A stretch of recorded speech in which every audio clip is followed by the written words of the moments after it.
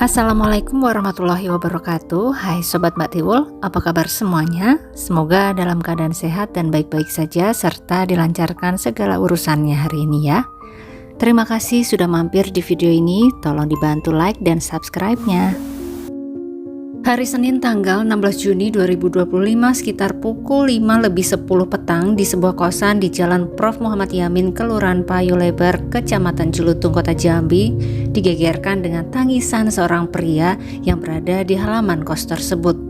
Sambil menghubungi ambulans, terlihat seorang pemuda sedang memangku kepala seorang temannya, yaitu seorang pria yang tampak sedang sesak nafas dan lemas. Tidak berselang lama kemudian datanglah mobil ambulans yang akhirnya membawa pria tersebut ke Rumah Sakit Baitur Rahim, ditemani oleh temannya yang menangis tadi.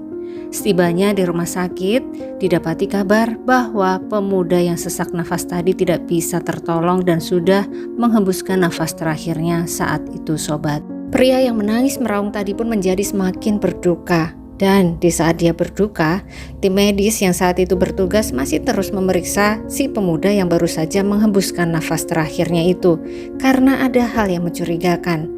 Walau tidak tampak bekas serangan saja maupun benda tumpul di tubuhnya, tapi tim medis yakin mereka menemukan beberapa hal yang mencurigakan sampai akhirnya setelah polisi dilibatkan, terkuaklah sebuah peristiwa mencengangkan. Sebuah peristiwa yang cukup menghebohkan Jambi kala itu. Siapa sih kedua pemuda itu dan apa yang sebenarnya terjadi? Mari kita simak kisah kasus dari Jambi ini sampai akhir ya sobat.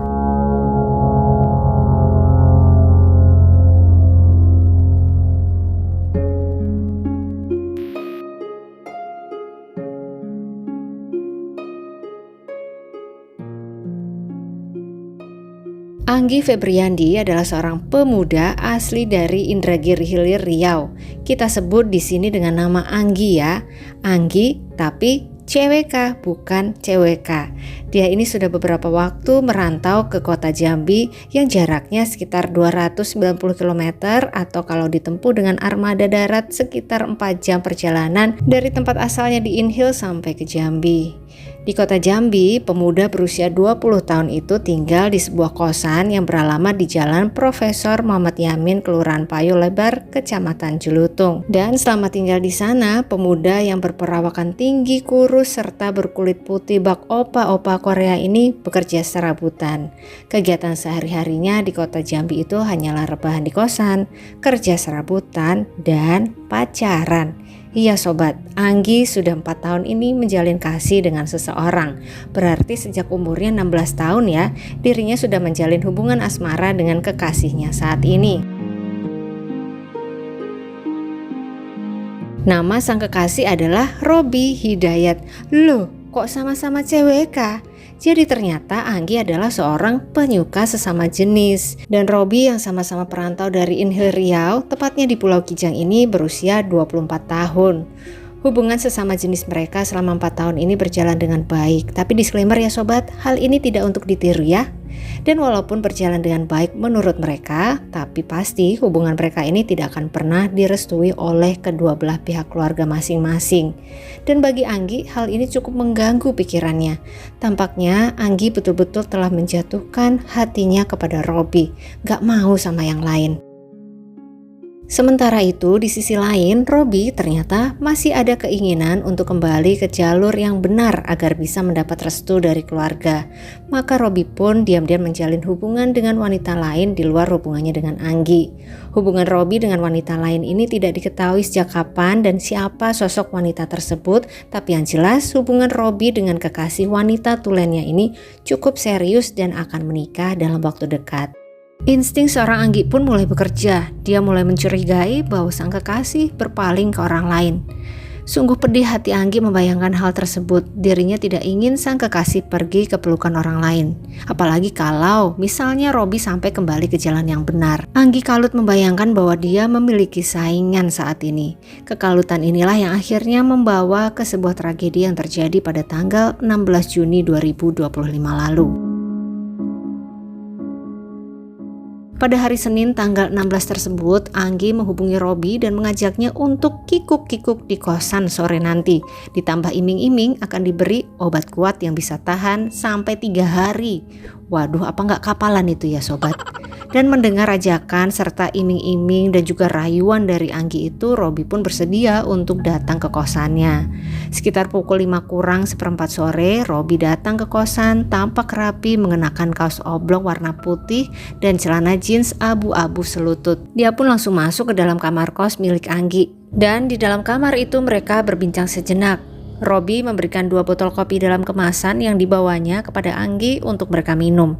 Anggi memasukkan bubuk putih ke dalam botol kopi Robi yang katanya bahwa itu adalah obat kuat yang dia janjikan tadi. Aksinya nanti bisa tahan 3 hari. Setelah larut sempurna, Robi pun meminum kopi tersebut. Rasanya agak aneh ya, tapi tetap dia minum. Dan setelah itu mungkin karena ingin segera merasakan khasiatnya, mereka berdua langsung melakukan kikuk-kikuk berdua. Tapi tiba-tiba setelah kikuk-kikuk ekspres itu, Robi tiba-tiba saja merasa sesak nafas.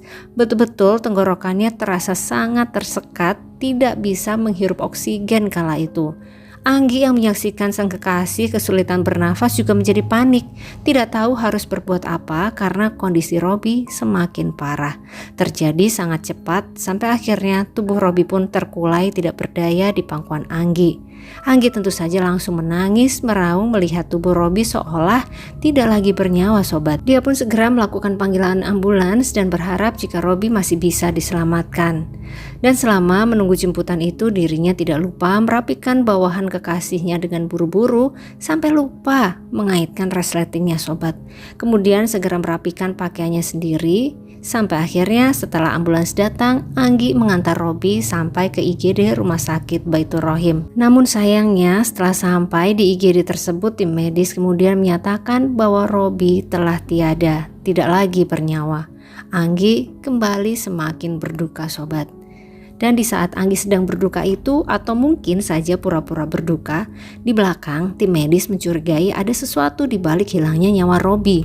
Ada yang tidak wajar jika melihat ciri-ciri fisik Robi saat itu. Dan sesuai prosedur, tim medis pun langsung menghubungi kantor kepolisian Jelutung dan menyampaikan kecurigaan mereka terhadap kasus ini.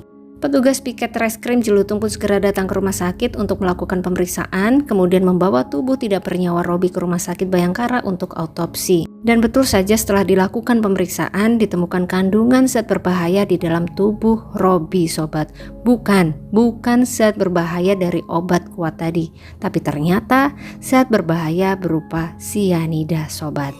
Ternyata nyawa Robi telah dihilangkan dengan sengaja. Maka tim kepolisian pun segera bergerak ke lokasi kos-kosan Anggi untuk memeriksa kamar tempat Robi terakhir berada. Saat itu Anggi juga turut memberikan keterangan dan kesaksian. Dia berkata bahwa Robi terjatuh di kamar mandi. Tentu saja polisi tidak mau percaya begitu saja kepada Anggi. Petugas pun terus mencari barang bukti di kamar tersebut sampai akhirnya mereka menemukan bubuk garam putih di dalam sebuah plastik yang menurut Anggi itu adalah bubuk yang diberikan oleh orang pintar agar Robi tidak jadi memutuskan hubungannya dengan Anggi. Bahkan untuk semakin meyakinkan polisi, Anggi sempat membuat minuman di dalam botol yang sama dengan yang dia pakai untuk menyuguhkan kopi kepada Robi sore itu, mencampurkannya dengan bubuk garam tadi, kemudian meminumnya dan memperlihatkan bahwa tidak terjadi reaksi apapun dalam tubuhnya. Tapi lagi-lagi tentu saja polisi kita tidak semudah itu ditipu ya sobat. Mereka terus menekan Anggi dengan berbagai pertanyaan yang terus diulang, kemudian juga mengecek handphone Anggi sampai akhirnya mereka menemukan histori pembelian online sianida di HP-nya. Tidak bisa lagi pemuda berwajah mirip Roy Kiyoshi itu berkutik dan dia pun mengaku bahwa betul dialah yang menghabisi nyawa Robi, kekasih sesama jenisnya. Anggi menceritakan kronologi serta motifnya. Kita masuk ke kronologi serta motif sesuai pengakuan tersangka ya sobat.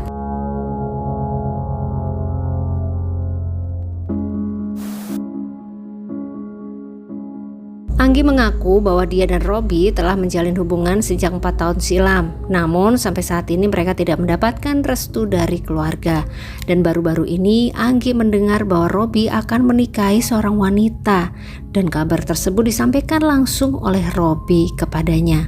Hati Anggi pun sangat sedih mengetahui kabar itu sobat. Saking sedihnya hingga timbullah dendam. Dia merasa harus menghabisi nyawa Robby. Jika aku tidak bisa memilikimu, maka tidak ada seorang pun yang bisa. Mungkin seperti itu ya pemikiran Anggi saat itu sobat. Maka pada tanggal 11 Juni itu, tepat sesaat setelah Robby bilang mau menikah dengan seorang wanita, dia pun memesan sianida secara online. Dan barang tersebut sampai di kosannya pada tanggal 16 Juni.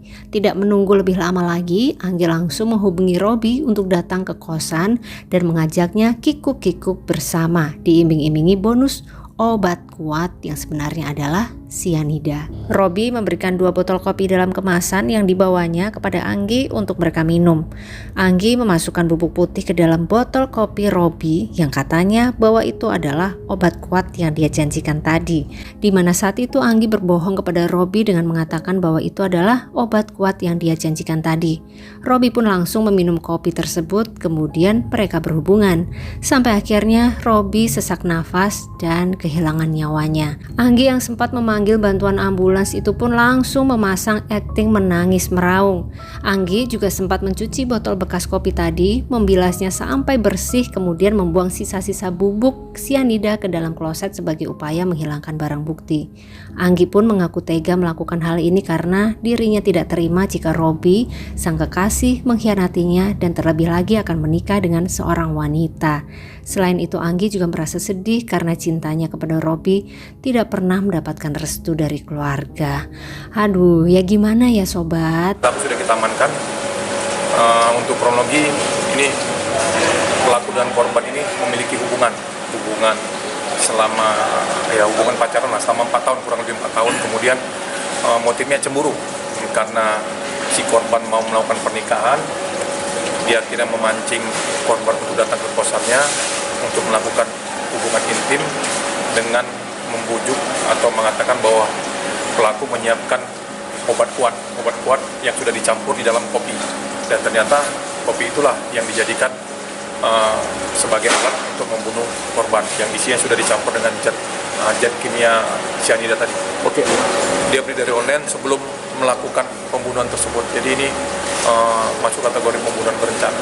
Dan atas tindakannya ini, Anggi pun dijerat dengan pasal 340 mengenai pembunuhan berencana karena memang ada indikasi perencanaan sejak tanggal 11 Juni itu. Ancaman hukumannya adalah hukmat, penjara seumur hidup atau penjara paling lama 20 tahun, tergantung dari hasil sidangnya kelak. Semoga saja bisa mendapatkan hukuman yang setimpal dengan perbuatannya ya sobat. Demikian sobat kisah kasus dari Jambi ini. Apa hikmah yang bisa sobat ambil dari kasus kali ini? Boleh banget komen di bawah ya, kita diskusi bareng. Terima kasih untuk yang sudah menyimak sampai akhir. Jangan lupa like-nya. Sampai ketemu di video-video selanjutnya dan selamat beraktivitas kembali. Wassalamualaikum warahmatullahi wabarakatuh.